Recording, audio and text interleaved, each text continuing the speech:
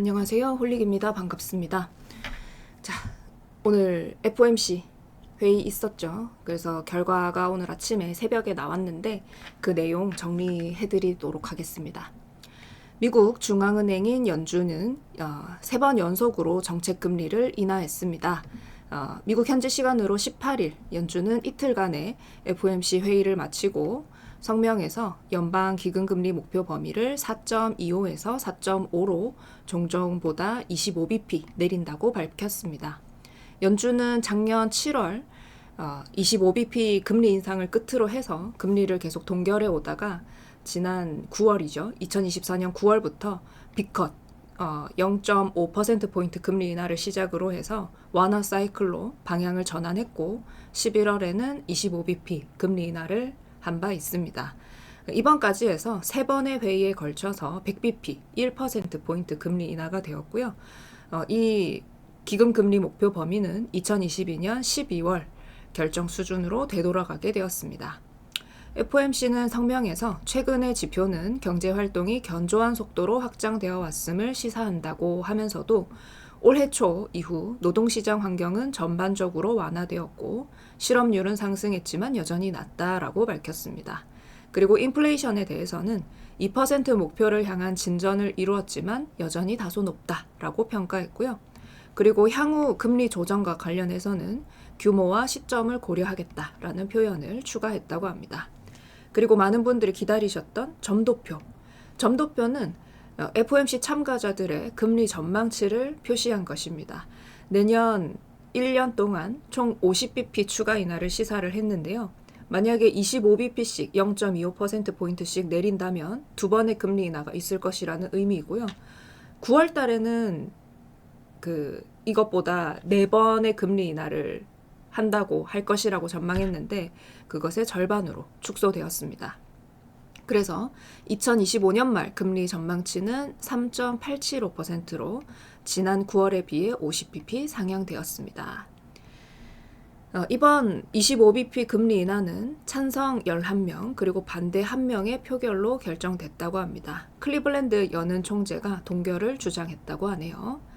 그리고 올해 GDP 성장률 전망치는 2.5%로 이제 0.5%포인트 상향 조정됐고 실업률 전망치는 4.2%로 하향 조정됐습니다.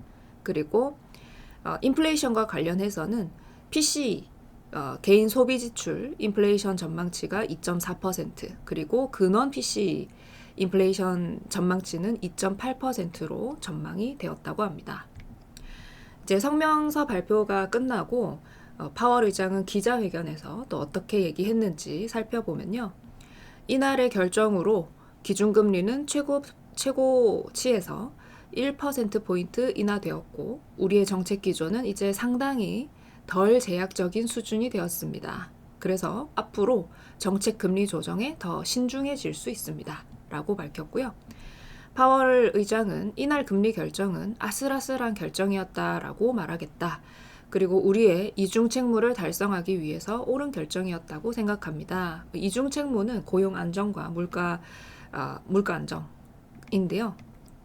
그리고 이중 책무는 완전 고용과 이제 물가 안정인데 이번 회의에서 동결 얘기가 나왔던 것만큼 거기에도 의미를 뒀다라고 풀이된다고 합니다. 그리고 내년의 금리 인하는 현재 기록된 지표가 아닌 앞으로 입수될 데이터에 기반할 겁니다. 이거는 원래 얘기 많이 했던 거죠. 인플레이션이 더 강해지거나 경제와 고용시장이 견고한 상태를 유지하는 한 추가 인하를 고려할 때 신중하게 할 것입니다. 라고 얘기했고 시장에서는 금리 인하에 좀 제동을 걸고 상황을 더 지켜보겠다라고 받아들였습니다.